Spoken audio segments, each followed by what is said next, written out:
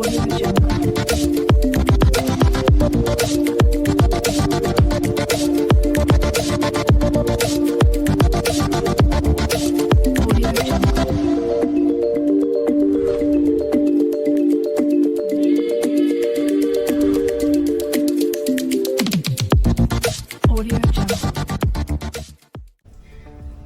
lagi sahabat Rencana Medika. Saya rasa belum terlambat untuk saya menyampaikan selamat tahun baru 2026. Semoga sahabat semua dalam keadaan yang sangat baik, sehat, dan sukses diberkati Tuhan. Hari ini secara khusus kita jumpa lagi pada program edukasi Rencana Medika. Ini adalah program perdana di tahun 2026 di media sosial untuk edukasi kesehatan Rencana Medika. Dan kebetulan ada topik yang sangat menarik dan kami menerima beberapa pertanyaan yang perlu mungkin untuk dijawab untuk memperjelas apa itu superflu. Nah, ini adalah suatu pertanyaan yang hangat dibicarakan di media sosial maupun dengan pasien-pasien saya pribadi maupun beberapa orang di komunitas-komunitas, terutama mereka yang suka bepergian traveler atau mereka-mereka yang mungkin sudah berusia kaum senior. Nah, sebetulnya apa sih itu superflu? Nah, ini banyak pertanyaan yang masuk ke kami yang menanyakan, wah, apa superflu ini COVID baru ya? COVID jenis baru. Nah, yang mereka takutkan kan ini ada selain COVID-19 nanti ada COVID-26 gitu ya, atau COVID-2026. Nah, ini banyak pertanyaan. Ya, saya memahami trauma tentang bagaimana pengalaman pahit kita selama menghadapi pandemi COVID itu selalu membekas di hati kita, dan berita tentang superflu tentunya mengkhawatirkan. Ada yang bertanya juga, ini superflu apakah mempunyai gejala yang berbeda dengan flu biasa? Bukannya flu itu kan ringan, cuma batuk pilek. Nah, nanti saya akan menjelaskan apa itu influenza. Nah, kita seringkali memahami influenza secara salah.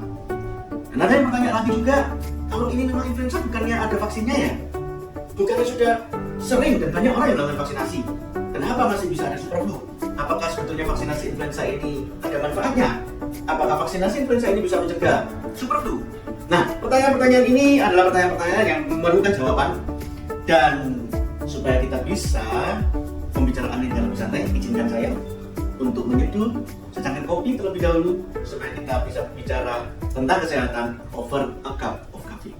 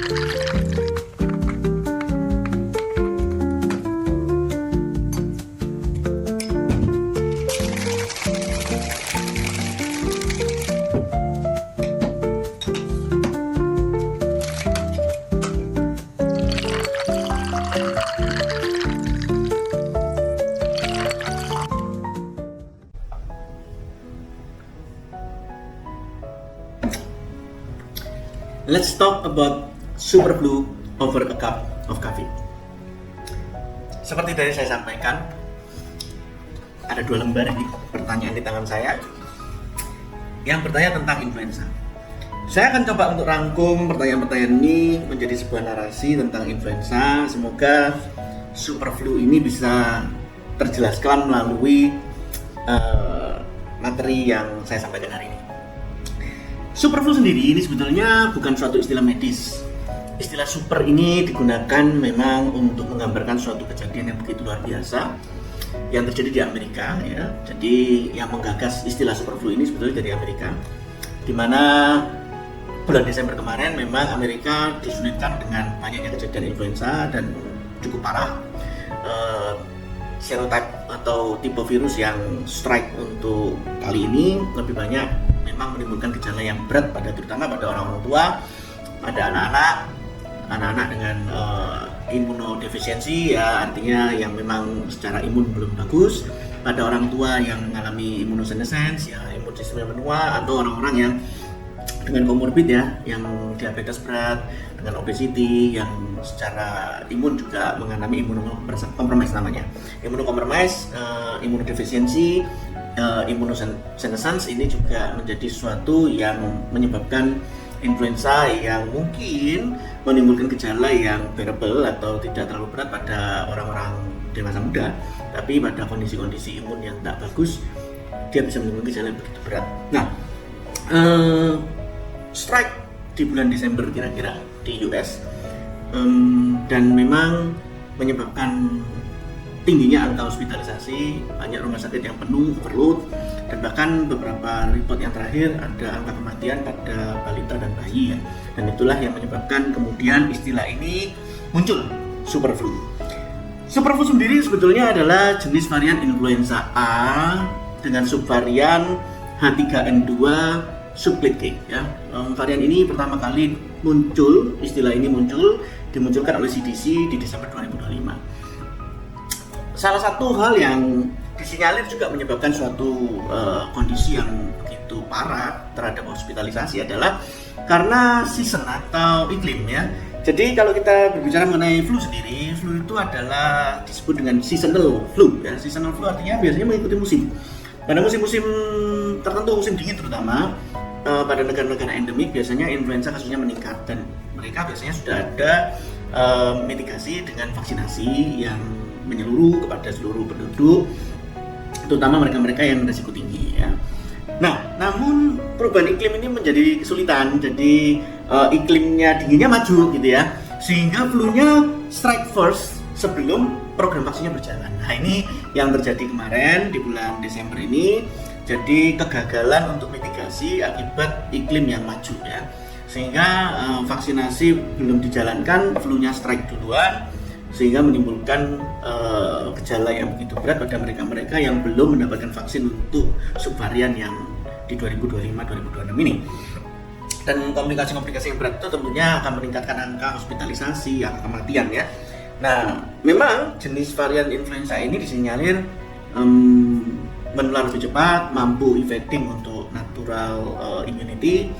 Namun dari penelitian dari UK mengatakan bahwa sebetulnya vaksinasi influenza masih sangat efektif, minimal untuk mencegah 70-80% hospitalisasi. Jadi mungkin influenza ini mampu untuk menghindari imun kita sehingga kita tetap bisa terjangkit. Tapi dengan adanya vaksinasi ini, resiko kita untuk mendapatkan penyakit yang berat itu lebih kecil.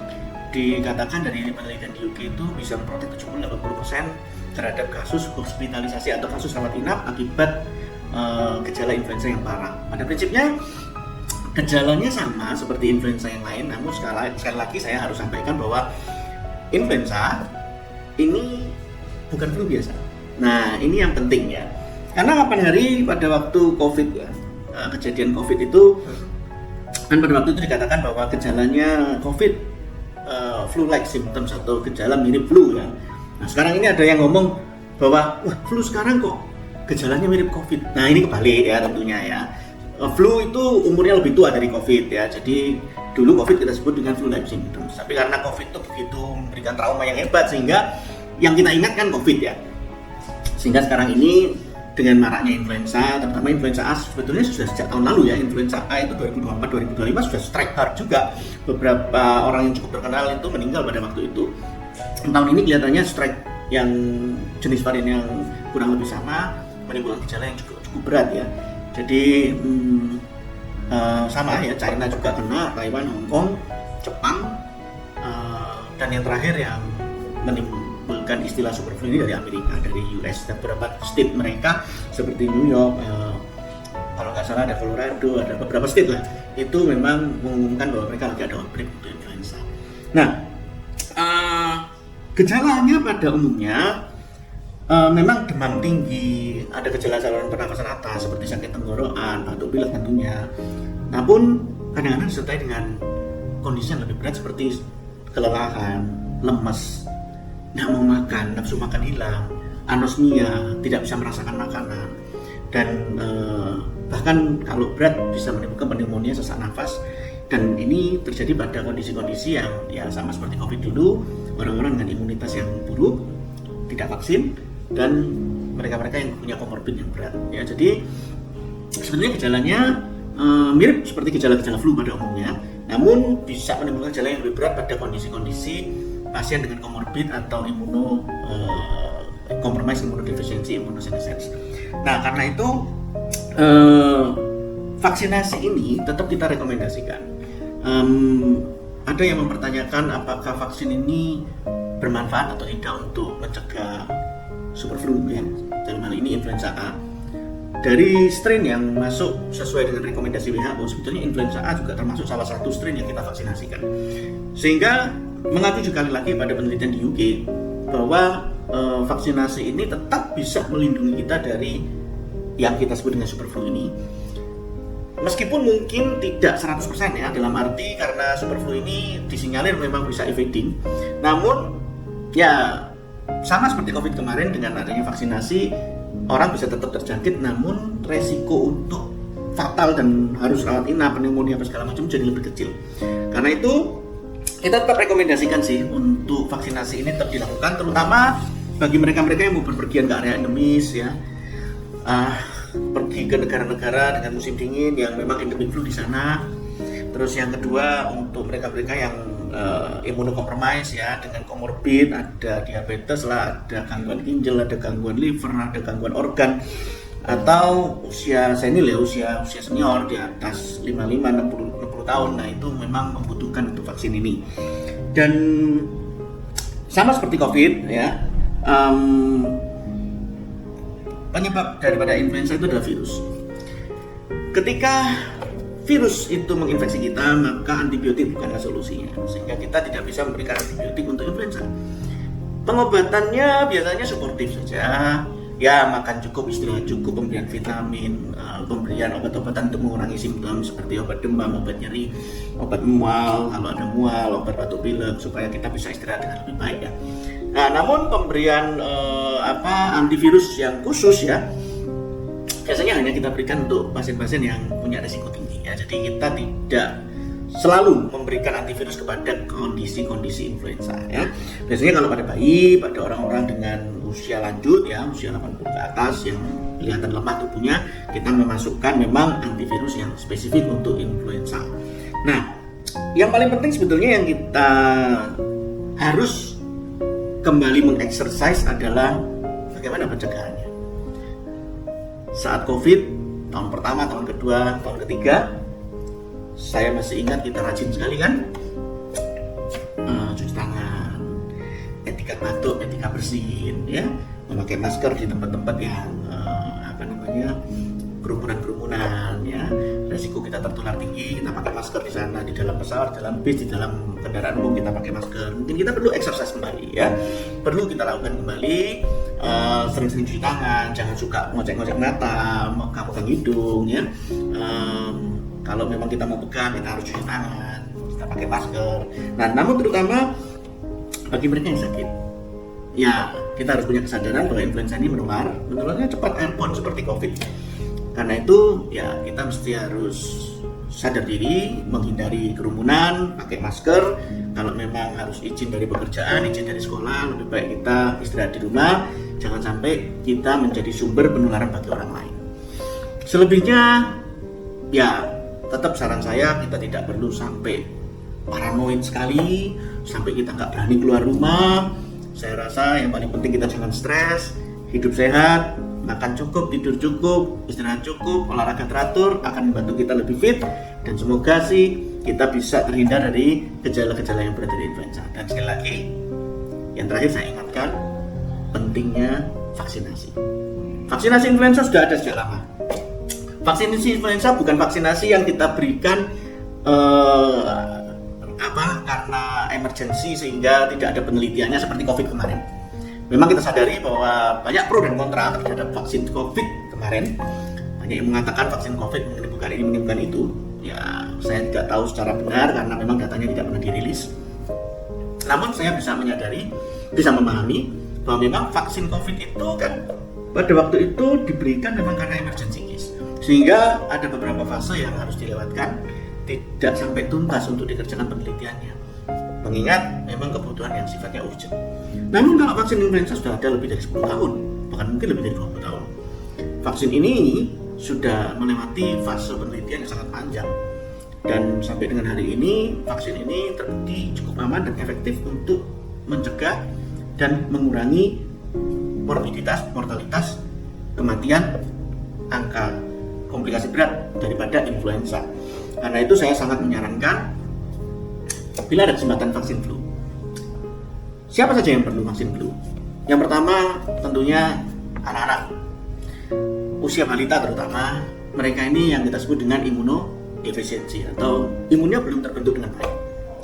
Yang kedua, usia senior. Literasi mengatakan di atas 55. Di mana jangan lupa, bukan cuma organ tubuh kita yang menua, matanya katarak, telinga tidak mendengar, lutut sakit, tapi yang ikut menua juga imunitas kita. Imun kita menua, kita sebut dengan immunosenescence. Dan ketika imun kita sudah mulai menua, resiko kita untuk mendapatkan kondisi yang berat daripada influenza juga besar. Jadi yang pertama tadi usia balita, yang kedua untuk usia senior, dan yang ketiga adalah mereka-mereka dengan komorbid. Misalnya ada gagal liver, gagal ginjal, gagal jantung, gagal organ ya, atau diabetes yang berat, obesitas ya, atau penyakit paru bawaan sebelumnya, pernah ada TBC, pernah ada asma. Keempat juga public workers seperti saya, seorang dokter, perawat, guru, mungkin orang-orang yang bekerja di rumah ibadah yang bertemu dengan kerumunan orang ya. Apalagi saya sebagai seorang dokter bertemu dengan banyak pasien, dan saya yakin banyak dari mereka yang juga datang ke sini dengan influenza. Pada waktu bulan November kemarin saya sudah vaksin untuk vaksin varian yang terbaru ini, sehingga relatif saya sudah terproteksi cukup baik terhadap influenza A yang sekarang lagi strike hard di Amerika. Dan yang terakhir, ingat travelers, mereka-mereka yang punya rencana untuk berpergian ke area endemik pada musim-musim dingin. Jadi ketika kita pergi ke area endemik, saya mendengar sebuah cerita dari seorang teman yang koleganya sampai harus dirawat di rumah sakit, kakeknya dirawat di rumah sakit selama 8 hari gara-gara terkena influenza jenis H1N1 pada waktu dia berlibur di China. Berliburnya di akhir tahun kemarin ke China, berlibur bersama keluarga, main-main salju di sana. Kemudian beberapa hari kemudian semua keluarga mulai batuk pilek, ada yang demam, ada yang nggak demam, dan kakek ini selain batuk pilek, demam, dia lemas, nggak mau makan, akhirnya nggak bisa bangun dari tempat tidur, segera dilarikan ke rumah sakit dan ternyata mengalami pneumonia akibat influenza variannya H1N1 pada waktu itu.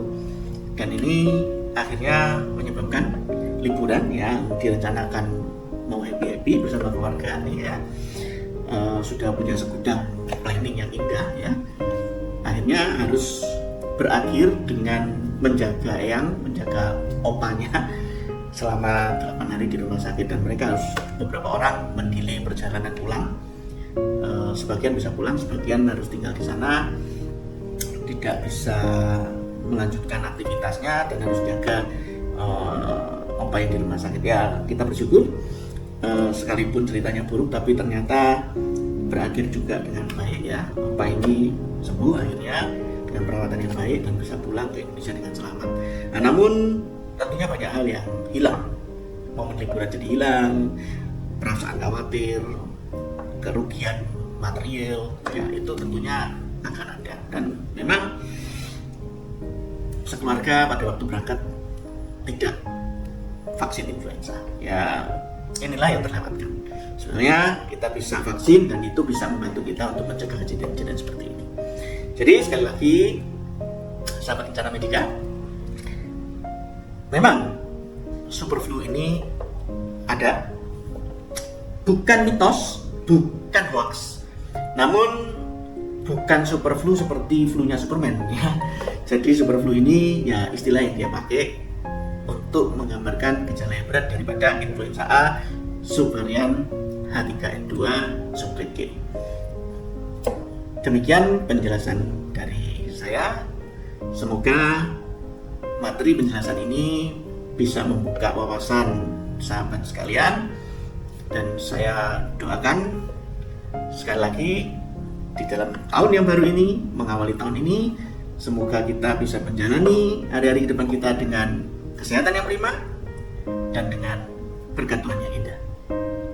Sampai jumpa kembali di episode kesehatan berikutnya. Salam sehat, Kencana Medika. Bye.